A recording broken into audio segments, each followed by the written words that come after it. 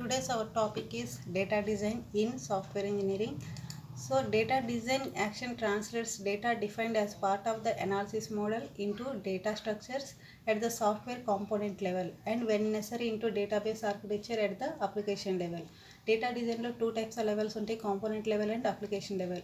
Analysis mode ఫేజ్లో మనం ఏదైతే డేటాని డిఫైన్ చేస్తామో ఆ డిఫైన్ చేసిన డేటాని డేటా స్ట్రక్చర్గా డిఫైన్ చేస్తుంది data design. So data design at architectural level. The challenge in the data design is to extract useful information from this data environment, particularly when the information desired is cross-functional. So మనకి ఇచ్చిన first of all మనకి ఇచ్చిన analysis మోడల్లో user interaction with communication అనే ఫేజ్లో ఏదైతే మనం డేటాని డిఫైన్ చేస్తారో ఆ డేటా ఎన్విరాన్మెంట్ నుంచి డేటా అనేది ఎక్స్ట్రాక్ట్ చేసుకోవాలి. ఎక్స్ట్రాక్ట్ చేయడం అనేది కొంచెం difficult task. So to solve this challenge the business IT communication has developed data mining techniques, so also called knowledge discovery in database. So data mining techniques, data warehouse, so ఈ టెక్నిక్స్ని use చేసుకుని data ఎన్విరాన్మెంట్లో ఉన్న డేటాని extract చేసి data design అనేది create చేస్తారు. So అది architectural level. Next one, data design at the component level. Data design at the component level focuses on the representation of data structures that are directly accessed by one or more software components. So one or more componentsని డైరెక్ట్గా access చేసుకోవడానికి పాసిబుల్గా ఉండేటట్టు కాంపోనెంట్స్గా design చేసేదాన్ని data design at component level అంటాం. Components are nothing but modules or parts.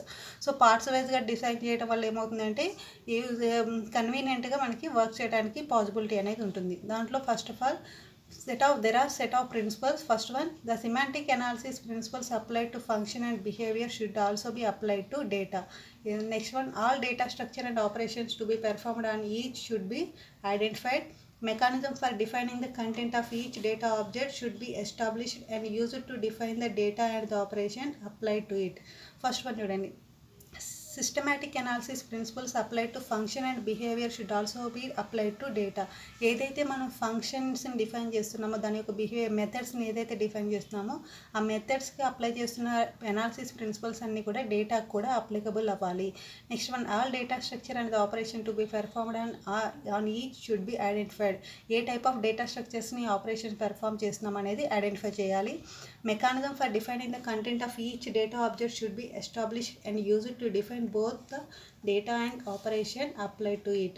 So ఏ type of మెకానిజంని use చేస్తున్నాం అనేది ఐడెంటిఫై చేసి బోత్ డేటా అండ్ ఆపరేషన్స్ రెండింటికి కూడా అప్లై చేయాలి. ఈ లో level design decision should be known only to those modules that must take direct use of the data contained within the structure. The representation of data structure should be known only to those modules that must make direct use of data contained within the structure. So దాని యొక్క representation of డేటాకి ఏదైతే data structure use చేస్తున్నామో అది ఏ module అయితే use చేస్తున్నామో దానికి మాత్రమే తెలిసేటట్టుగా ఉండాలి.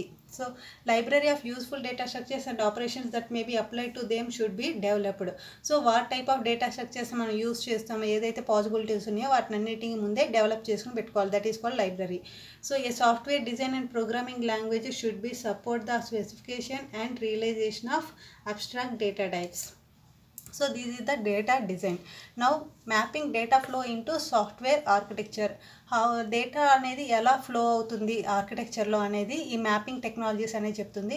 ఈ mapping technique called structured design is often characterized as a data flow oriented design method because it provides a convenient transition from data flow diagram to software architecture.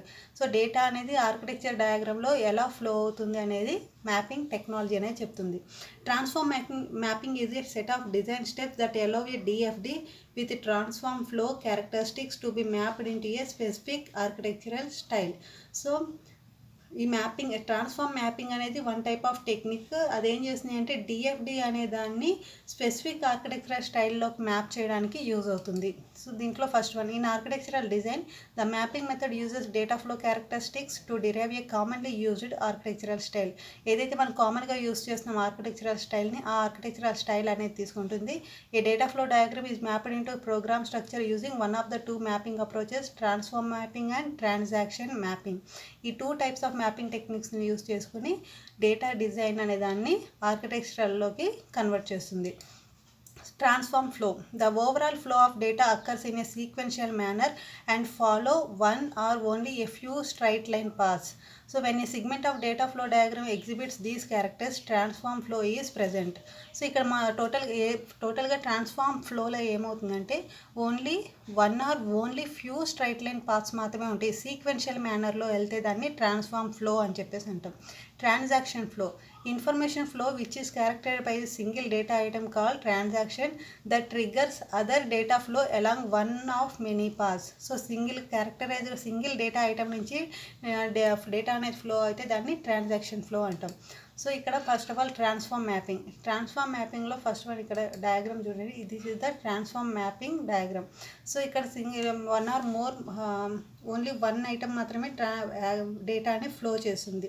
So ఇక్కడ control panel phone చేస్తుంది, ఇక్కడ censor అనేది డేటాను pass చేస్తుంది. ఇక్కడ నుంచి మళ్ళీ safe home software అనేది ఈ కంట్రోల్ ప్యానల్ డిస్ప్లేకి, అలారంకి, టెలిఫోన్ లైన్కి డేటా అనేది డిస్ప్లే చేస్తుంది.